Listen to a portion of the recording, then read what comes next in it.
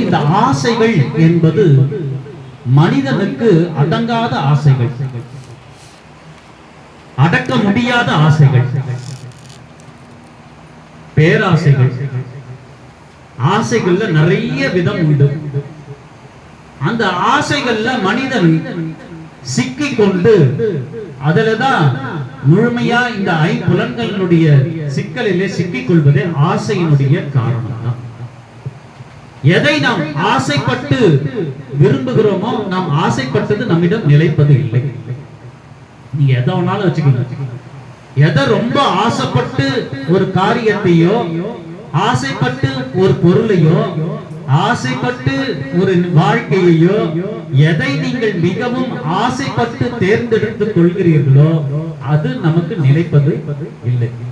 அதோடு நாம் தொடர்ந்து பயணிக்கக்கூடிய காலமும் நமக்கு இல்லாமல் போய்விடுகிறது. அப்ப இந்த ஆசைகளை எதன் மூலமாக நமக்கு இந்த ஆசைகள் வருகிறது? மனம் என்பது கடகால் போல. இந்த மனதின் மூலமாக தான் ஆசைகள் துளிர்விட ஆரம்பிக்கின்றன. மனமின் மூலமாக ஆசைகள் துளிர்விட்ட பின் நம்ம இந்த மெய் என்று சொல்லக்கூடிய இந்த ஐம்புலன்களை அடக்கக்கூடிய இந்த தேகத்தில் அந்த ஆசைகள் முழுவதும் பரவ செய்கிறது. இந்த மனதில் இருந்த ஆசைகள் முழுமையாக இந்த தேகத்திலே பரவ செய்யப்பட்ட பின் இது கண்களுக்கு சில ஆசைகள் உண்டு. ஆகா, இன்னொரு தடவை இந்த காட்சியை நான் பார்க்க மாட்டேன்னா, இன்னொரு தடவை அப்படியே பார்த்த பாரு அது எப்படி இருந்துச்சு தெரியுமா, திருப்பி ஒரு தடவை நான் பார்க்க மாட்டேன்னா கண்கள் ஏற்கக்கூடிய ஆசைகள். இன்னொரு தடவை நீ சொல்லி அந்த வார்த்தையை நான் கேட்க மாட்டேன்னா ஆசை செவி வழியா கேட்கறதுக்கு அந்த செவிகள் ஆசைப்படுது. நம்மளுடைய குழந்தை பிறந்துச்சு, அது எப்படா அம்மான்னு சொல்லுவதற்காக இந்த செவிகள் ஏங்கி தவித்திருக்கக்கூடிய காலமும் உண்டு. நல்ல வார்த்தைகளை கேட்க இந்த செவிகள் ஏங்கும். இப்படியா இந்த செவிகளுக்கு தனியான ஒரு ஆசையை வைத்தான். வாய், இந்த ஐம்புலன்கள் சொல்லக்கூடியதே நம்ம பார்த்தோம்னா எது ஐம்புலன்கள் சொல்லுங்க பாருங்க. மெய், வாய், கண், மூக்கு, செவி. மெய் என்றால் என்ன? இந்த உடலிலே சார்ந்ததுதானே இந்த முகமும். இந்த முகத்திலே இருக்கக்கூடிய உறுப்புகளும் இந்த உடலை சார்ந்தது மெய் என்று தானே பொதுப்படையாக கூறியிருக்க வேண்டும். ஆனால் மெய் என்று சொன்ன பின் கழுத்துக்கு கீழே இருப்பது மெய் என்று தனியாக பிரித்து ஆளப்பட்டு கழுத்துக்கு மேலே இருப்பதை ஐம்புலன்களாக 4 புலன்களாக மாற்றினார்கள். அப்ப இதுக்கு தனி தத்துவம், இதுக்கு தனியாக உண்டு. இதுக்கு தனித்துவம் உண்டு. கண்களுக்கு தனித்துவம் உண்டு, வாய்க்கு தனித்துவம் உண்டு, செவிகளுக்கு தனித்துவம் உண்டு, மூக்குக்கு தனித்துவம் உண்டு. இதுக்கு கீழே இருக்கிறதெல்லாம் ஒன்றும் இல்லை. இது ஒட்டு மொத்தமா காலு கை இது தனித்தனியா சொல்லாம இது ஒட்டு மொத்தமும் மெய் என்று பொருள்தான். அப்ப இதுக்கு ஒரு தனித்துவம் உண்டு. இப்ப இந்த தனித்துவமான அந்த ஆசைகள் நம்ம எப்படியெல்லாம் சிக்க வைத்திருக்கிறது? இந்த ஒட்டுமொத்த உறுப்புகளுடைய ஆக்ஷன் சொல்லுவாங்க இங்கிலீஷ்ல, அது ஒட்டுமொத்தத்தையும் இந்த ஐம்புலன்கள் 4 புலன்கள் தான் செய்ய வைக்கிறது. மனம் ஆசையில் துளிர் விடுகிறது. ஒவ்வொரு உறுப்பும் அதை பெற்றுக்கொண்டு அதை வேறு விதமாக நமக்கு வெளிப்படுத்திக் கொண்டிருக்கிறது. இப்படித்தான் அந்த மனித ஆசைகள் தொடர்ந்த வண்ணம் நமக்கு இருக்கிறது. கடைசி வரை நம்ம ஆசைகள் நிறைவேறுவதும் இல்லை, நிறைவேறினாலும் அந்த ஆசைகள் அடங்குவதும் இல்லை, அடங்கக்கூடிய ஆசைகளாக நம்ம வைத்துக் கொள்வதும் இல்லை. ஆசைகள் தொடர்ந்த வண்ணம் நம் வாழ்க்கையில் இருந்து கொண்டே இருக்கிறது. அடக்க முடியாத ஆசைகள், அடங்க முடியாத ஆசைகள் என்று எத்தனை எத்தனை எத்தனை ஆசைகளை தொடர்ந்து பார்த்து கொண்டிருக்கிறோம். அப்ப மணிவாசக பெருமானுக்கு ஒரு சிந்தை வந்தது. ஆஹா, அப்ப ஆசைகள் எங்கே இருந்து வருகிறது, எங்கே செயல்படுகிறது? அவருடைய சிந்தையிலே தோன்றியது. அப்ப அந்த ஆசை என்பது மனதின் வழியே ஏற்பட்டு மனம், மொழி, மெய்களால் அது உருவாக்கப்பட்டு அதை நம்மை சிதைத்து விடுகிறது. அவருடைய சிந்தையில கடைசியா வந்து முடிக்கிறார். அப்ப இவர் என்ன சொல்றாரு மணிவாசகர்? இது எதையெல்லாம் கண்டு ஆசைப்பட வேண்டும் என்று இந்த கண், வாய், செவி, மெய்.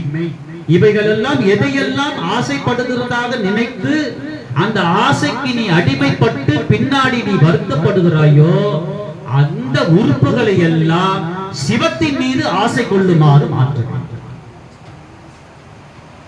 அப்ப இந்த மெய்யையும் இந்த 4 புலன்களையும் சிவத்தின் மீது ஆசைப்படுமாறு நீ செய்து விட்டால் அதுவே சிவத்திடம் கொண்டு போய் சேர்ப்பதற்கு உதவிகரமாக நமக்கு மாற்றி அமையும். அதைத்தான் மணிவாசகர் கையில எடுத்து. அப்ப எதில் ஆசைப்படணும்? நம்ம இந்த உறுப்புகள் ஆசைப்படணும், கண்ணு ஆசைப்படணும், செவியும் ஆசைப்படணும், வாயும் ஆசைப்படணும், மெய்யும் ஆசைப்படணும். இதெல்லாம் எதற்காக ஆசைப்படணும்? இதெல்லாம் சிவத்தை சொல்லி சொல்லி சொல்லி சொல்லி சொல்லி பார்ப்பதற்காக இது ஆசைப்படும். அப்ப அவர் சிந்தையிலே தோன்றியது. அப்போ இதையெல்லாம் வேறு விதமாக மாற்றாமல் உலகத்தின் விஷயங்களுக்கு ஆசைப்படாமல் சிவத்துக்கு ஆசைப்பட வைக்க வேண்டும். அப்ப அவருடைய சிந்தையில அதுதான் தோன்றியது. அதற்காகத்தான் ஆசை 10 என்று ஒரு பதிகத்தை அவருக்கு நமக்கு பதிவிட்டிருக்கிறார். இப்ப இதுல நம்ம பார்த்தோம்னா மொத்தம் 10 பாடல்கள். ஆசை 10. ஆசை 10ல 10 பாடல்கள் பார்த்தீங்கன்னா இப்ப அடியேன் சொன்னதை போல இந்த கண்கள் எதை ஆசைப்பட வேண்டும்? அதற்கு 3 பாடல்களை எடுத்துக்கிறார். ஒரு உறுப்பை எடுத்தார். இந்த கண்ணை மாற்றி சிவத்தோடு பார்க்குமாறு ஆசைப்பட வேண்டும். இதுல 3 பாடல்களை நீங்க பாத்தீங்கன்னா, அப்பா காண ஆசைப்பட்டேன் கண்டாய் அம்மானே. முதல் காண வேண்டும்னா எதை கொண்டு காண வேண்டும்? நம் கண்களை கொண்டு காண வேண்டும். அப்போ அது காண வேண்டும் என்று முதலிலே ஒரு பாடலிலே சொன்னார். இரண்டாவது பாடலா, முத்தா உந்தன் முகபொலி நோக்கி முறுவல் நகை காண அத்தாசால ஆசைப்பட்டேன் கண்டாய் அம்மானே. இரண்டாவது அந்த கண்ணுக்கு ஒரு ஆசையை கொடுக்கிறார். முறுவல் நகை காண்பதற்கு நீ ஏங்கி தவிக்க வேண்டும் இந்த கண்கள். மூன்றாவதா உன் பழ அடியார் திருக்கூட்டம் காண ஆசைப்பட்டேன். அப்ப கண்ணுக்கு முதல்ல 3 வேலைகளை கண்ணுக்கு கொடுக்கிறார். இந்த கண் என்ற ஒரு புலனுக்கு எடுத்து அந்த புலனுக்கு 3 விதமான வேலைகளை நிர்பந்திக்கிறார் மணிவாசகர். பாரு, நான் சொல்றதை நீ கேளு. இந்த கண்ணு வேற எதுக்காகவும் என்ன பண்ணக்கூடாது? இயங்கக்கூடாது. வேற எதுக்காகவும் சிற்றின்பத்தை நாடி ஓடிடக்கூடாது. எதற்கெல்லாம் இது இயங்க வேண்டும்? சிவத்தை பார்ப்பதற்காக, அவன் முறுவல் நகை காணுவதற்காக, அடியார் திருக்கூட்டத்தை காண வேண்டும் என்பதற்காக, இவையெல்லாம் காண வேண்டும் என்பதற்காக உன்னுடைய கண்கள் எப்பொழுதுமே ஏங்கி தவித்து தேங்கி அதிலேயே இருக்க வேண்டும். அப்போ இந்த ஒரு உறுப்பை எடுத்தார். இந்த ஒரு உறுப்புக்கான கட்டளையை பிறப்பித்தார். கண்ணே, நான் சொல்வதெல்லாம் கேள். இனி நீ உலக விஷயங்களில் ஈடுபட்டு ஆசைப்படாதே. சிவத்தின் மீது பற்று வைத்து சிவத்தை மட்டுமே காண வேண்டும், சிவ அடியாரையே காண வேண்டும், அப்பாவையே பார்க்க வேண்டும் என்று அவனையே நீ ஆசைக்கொள். அவனை காணுமாறு நீ ஆசைக்கொள். அப்ப நமக்கு ஒரு சந்தேகம் வரும். அதைத்தானே திருப்பெருந்துறையில செய்தார். திருப்பெருந்துறையில ஆவுடையார் திருத்தலத்துல திருவாத ஊரராக வந்த அந்த மாணிக்க வாசக பெருந்தகை குரு தட்சிணாமூர்த்தி உருவிலே இருக்கக்கூடிய அந்த இறைவனை பார்த்தார், பார்த்து ரசித்தார், முறுவல் நகை கண்டார். அங்கேயே பார்த்ததை எல்லாம் மனதிலே பதிவைத்தார். மீண்டும் அதை காண வேண்டும் என்று கழுக்குன்றத்திலே போனார். நான் அங்கங்கே கண்ட காட்சியெல்லாம் மீண்டும் எனக்கு தர வேண்டும் என்று சொன்னார். மீண்டும் அவருக்கு அந்த 7 விதமான காட்சியையும் கழுக்குன்றத்திலே தந்தார். அதையும் தன் பார்வையிலே பார்த்தார், கண் கொண்டு பார்த்தார், முழுமையாக ரசித்தார். அங்கிருந்து தில்லைக்கு போனார். தில்லையிலே போகும்போதுதான் அவர் நினைக்கிறாரு, மீண்டும் அவர் நமக்கு தில்லையிலே அந்த பழ அடியார் கூட்டத்தை வைத்துத்தான் நம்ம ஆட்கொண்டு மீண்டும் நம் கைலாயத்துக்கு அழைத்து போவார்னு நினைச்சாரு. ஆனா கூட்டத்தை வராம தனியா வந்தாரு சிவபெருமான். அங்கே அந்த உருவிலே சொன்னதை எல்லாம் கேட்க வேண்டும் என்று ரசிக்கும்படி பார்த்து வைத்தார்.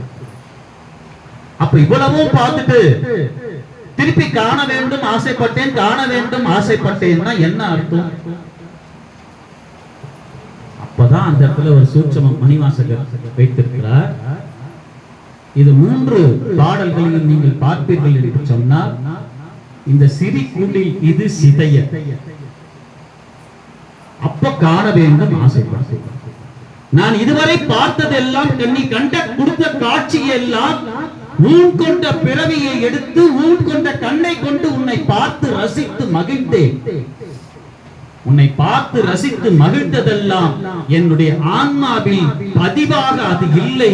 பார்த்ததெல்லாம் காணாமல் போய்விட்டது.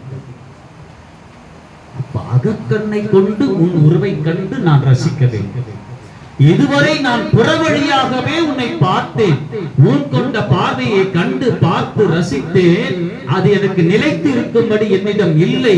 இனி அகக்கண்ணோடு பார்க்க வேண்டும். நான் அகக்கண்ணோடு பார்க்க வேண்டும் என்று சொன்னால் என்ன மறைபொருள்? ஆன்மாவாய் உன்னை நான் பார்க்க வேண்டும். இந்த தேகம் அழிய வேண்டும்.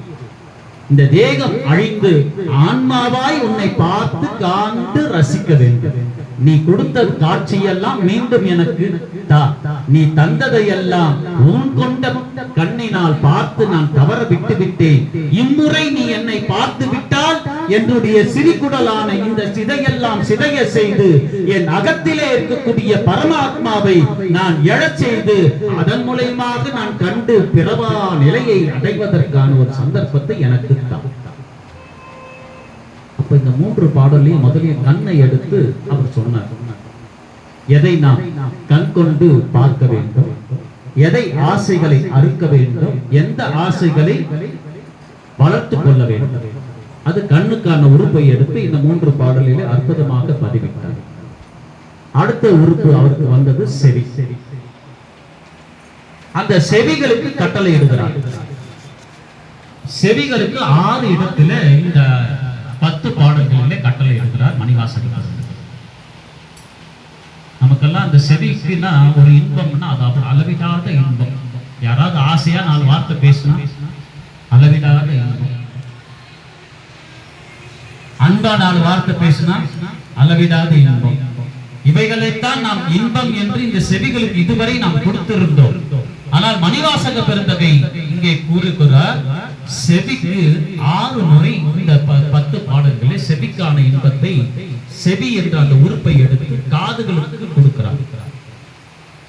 அவர் முதலிலே கேட்டது குருந்த மரத்திலே அமர்ந்திருந்த அந்த அந்தனர் உருவில் வந்த அந்த சிவபெருமான் குருந்த மர காட்டுக்குள்ளே இருந்து ஒரு ஒலி எழுப்புகிறது. அது நமசிவாயம் நமசிவாயம் நமசிவாயம் என்ற பஞ்சாட்சர மந்திரம் ஒலிக்கிறது. அது செவி வழியாக போய் சேர்கிறது. செவி வழி மனதிலே போய் கடக்கிறது. மனத்திலே இருந்து ஆத்மாவிலே போய் கடக்கிறது. அந்த ஆத்மம் அடைந்து அந்த வந்த திசையை நோக்கி பரவுகிறது. அப்ப அவருக்கு சிந்தையில வருது, அந்த குருவாக வந்த அந்தனரா வந்த சிவபெருமானை சென்று வணங்கிய பொழுது கடைசியா 3 வார்த்தை தான் குருவா வந்தவர் சொல்றார். என்ன சொல்றாரு? யாராவது அடுத்த வாரம் சொல்ல முடியுமா? குருவா அந்தனராக வந்த அந்த சிவபெருமான் திருப்பரங்குறை என்று சொல்லக்கூடிய ஆவுடையார் திருத்தலத்துல அமர்ந்து இவர் போய் முப்பெரும் வீழ்ச்சியை கண்ட பிறகு இவரை வா என்று அழைக்கிறார். அழைக்கும் பொழுது பொல்லா கல்வி அவரை தடுத்து நிறுத்துகிறது. தடுத்து நிறுத்திய பின் சிவபெருமான் 3 வார்த்தையை அவருக்கு ஒப்பிட்டு விட்டு அவர் மற்றவர்களை எல்லாம் விண்ணுலகத்துக்கு அழைத்து செல்கிறார். அது என்ன அந்த 3 வார்த்தை? யாராவது அடுத்த வாரம் சொல்லுங்க, உங்களுக்கு வாய்ப்பு தரப்படுகிறது. இப்ப அந்த 3 வார்த்தையை கேட்ட மாணிக்க வாசகர் பெருந்தகை சால்யமா பாடினா நல்லா இருக்குது, இன்னும் கொஞ்சம் கேட்கலாமான்னு இருக்குதுன்னு எல்லாருமே போற இடத்துல எல்லாம் என்ன பண்றாங்க, அவங்க இன்னொரு பதிகம் பாட மாட்டாங்களா, இன்னொரு பாடல் பாட சொல்லுங்களேன் கேட்கலாம் அப்படின்னு எல்லாரும் விரும்பி கேட்கிறார். அவர்களுடைய குரல் செவிகளிலே இனிமையாக இருக்கிறது. அந்த இனிமையை மேலும் வளர்த்துக் கொள்ள வேண்டும் என்று கேட்டவர்களும் கூட மீண்டும் மீண்டும் மீண்டும் கேட்கக்கூடிய அளவிலே அந்த குரலாகப்பட்டது ஒரு ஈர்ப்பு தன்மையை கொடுக்கிறது. மானிட பிறவி எடுத்து குரல் வசீகரத்தோடு ஒரு குரலிலே பதிகங்களை ஓதினாலே அந்த குரலுக்கான வசீகர தன்மையை மற்றவர்களிடம் பெறக்கூடிய தன்மை இருக்கிறது என்று சொன்னால், அண்ட சராசரங்களையும் ஆட்டி படைத்த அந்த சிவபெருமான் அந்தனர் உருவிலே வந்து, மனித உருவிலே வந்து ஒரு குரலை ஒலித்திருக்கிறான் என்று சொன்னால், அந்த குரலை திருப்பெருந்துறையிலே வந்த திருவாத ஊரார் கேட்டிருக்கிறார் என்று சொன்னால், அந்த குரல் எவ்வளவு இனிமையாக,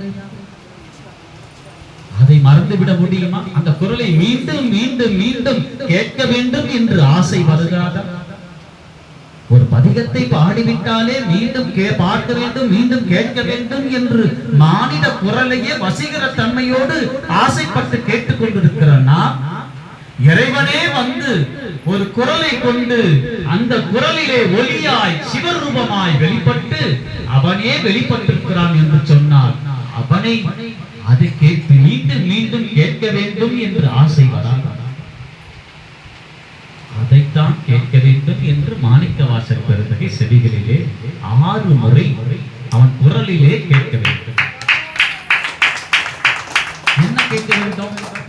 ஒண்ணு பாருங்க, ஒண்ணு நீயா பதிகம் ஓடி கேட்கணும்.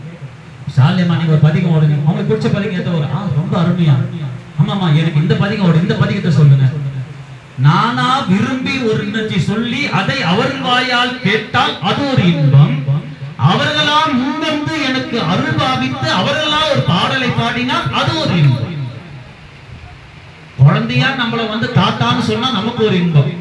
நமக்கு சில நேரத்தை சொல்லுவோம், தாத்தா சொல்லு, தாத்தா சொல்லு, எனக்கு தாத்தா ஒரு தடவை சொல்லு. நாம சொல்லி அந்த வாயால கேட்டா அது அளவிடாது. இங்க மணிவாசகர் சிவபெருமான் அவரே விரும்பி இந்த பூலோகத்துக்கு வந்து அவரே நமசிவாய ஒலியை கொடுத்து கடைசியிலே போகும்போது 3 வார்த்தையை சூட்சமமாக சொன்னார். அது இன்பம். இப்போ மாணிக்கவாசகர் என்ன சொல்றாரு? ஏப்பா நான் சொல்றதெல்லாம் நீ சொல்ல, நான் கொஞ்சம் கேட்கணும். நான் சொல்றதெல்லாம் கொஞ்சம் நீ சொல்ல, நீ சொல்லி நான் கேட்கணும். நீயா சொல்லி கேட்கணும் இல்ல, நான் சொல்றத நீ சொல்லி